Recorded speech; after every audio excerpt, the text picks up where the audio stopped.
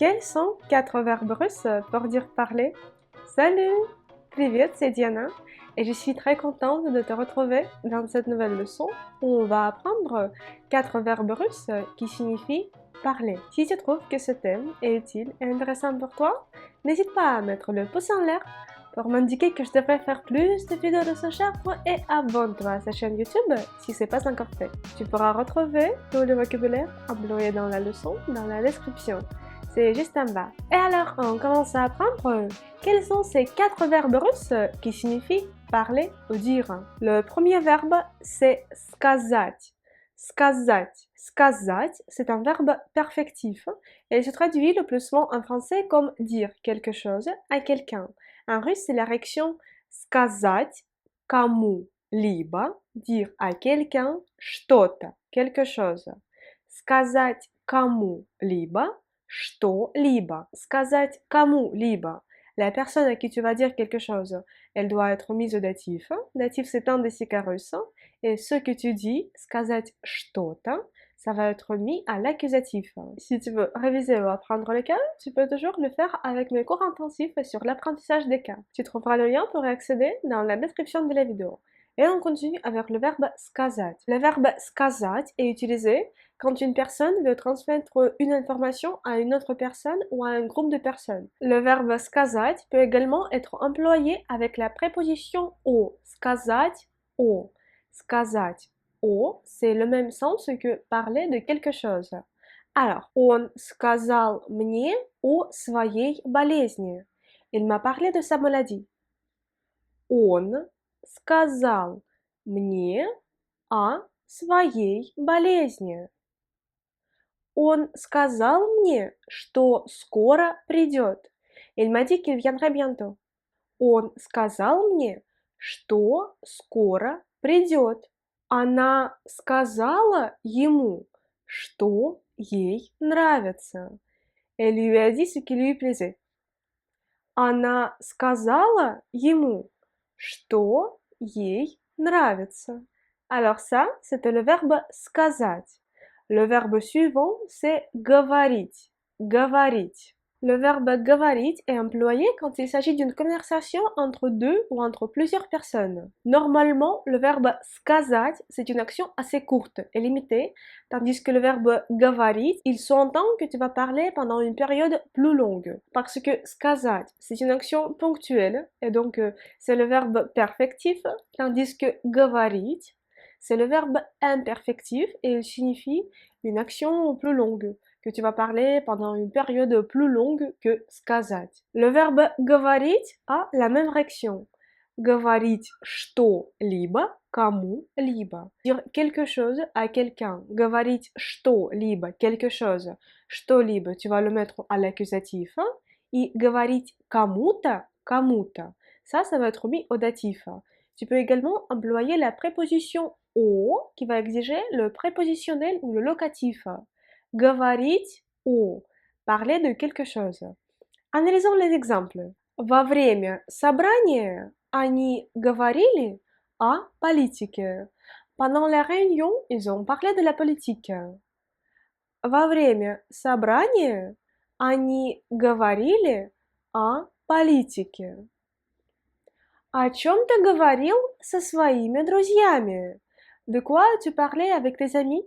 О чем ты говорил со своими друзьями? Мама говорила сыну о правилах поведения в обществе. Maman parlait à son fils des règles de conduite dans la société. Мама говорила сыну о правилах поведения в обществе. Я говорю тебе об использовании этих глаголов. Je te parle de l'emploi de ces verbes. Я говорю тебе об использовании этих глаголов. Le troisième verbe, c'est рассказывать. Рассказывать. Normalement, le verbe рассказывать, il peut être traduit en français comme raconter. Et voici sa réaction. Рассказывать что-либо кому-либо. Что-либо, c'est quelque chose. кому-либо à quelqu'un. Что-либо va être mis à l'accusatif et кому-либо va être mis au datif.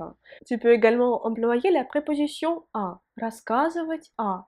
Et après la préposition au, mais qui se prononce comme à, il faut employer le prépositionnel ou le locatif. Et voici les exemples.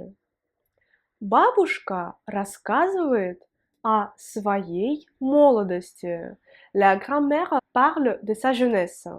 Tu vois, dans ce cas-là, c'est difficile pour moi de le traduire comme raconte sa jeunesse. Parce que, oui, je pourrais traduire comme raconte sa jeunesse, mais ici on peut observer l'emploi de la préposition à, qui s'écrit comme o d'ailleurs.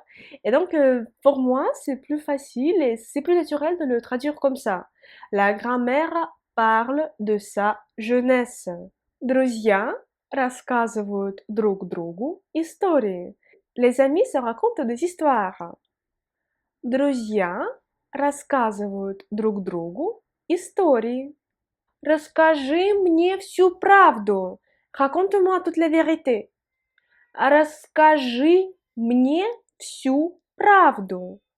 Le verbe рассказывать, qui peut être traduit en français comme raconter, mais parfois il est mieux de l'employer comme parler de ou parler tout simplement. Et le quatrième verbe, c'est le verbe болтать. Болтать. Son équivalent français, c'est bavarder. Le verbe болтать est utilisé quand on parle d'une conversation entre des amis et quand on emploie le verbe болтать, il ne s'agit pas du fait qu'il faut transmettre quelques informations vraiment importantes. Ce sont quelques informations pas très importantes. On l'emploie uniquement dans le langage familier, c'est-à-dire dans le langage qu'on utilise entre les amis, entre les personnes qui se connaissent très bien. On ne peut pas l'utiliser dans le langage officiel, par exemple à la télé. Ce serait très rare si tu puisses entendre le verbe болтать. Le verbe болтать, c'est le synonyme de verbe говорить, mais employé entre les personnes très très proches. Voici les exemples de son emploi en russe. Давай поболтаем по телефону. Allons parler au téléphone. Давай поболтаем по телефону. Сегодня я болтала со своими друзьями. Aujourd'hui, j'ai parlé avec mes amis. Сегодня я болтала со своими друзьями.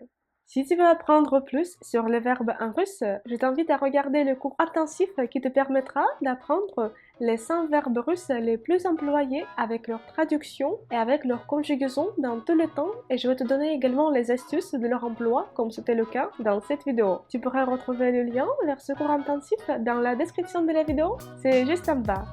Également dans la description de la vidéo se trouve le vocabulaire de cette leçon ainsi que les règles. Si tu as aimé cette vidéo, n'hésite pas à mettre le pouce en l'air pour m'indiquer que je devrais faire plus de vidéos de ce genre et abonne-toi à cette chaîne YouTube si ce n'est pas encore fait.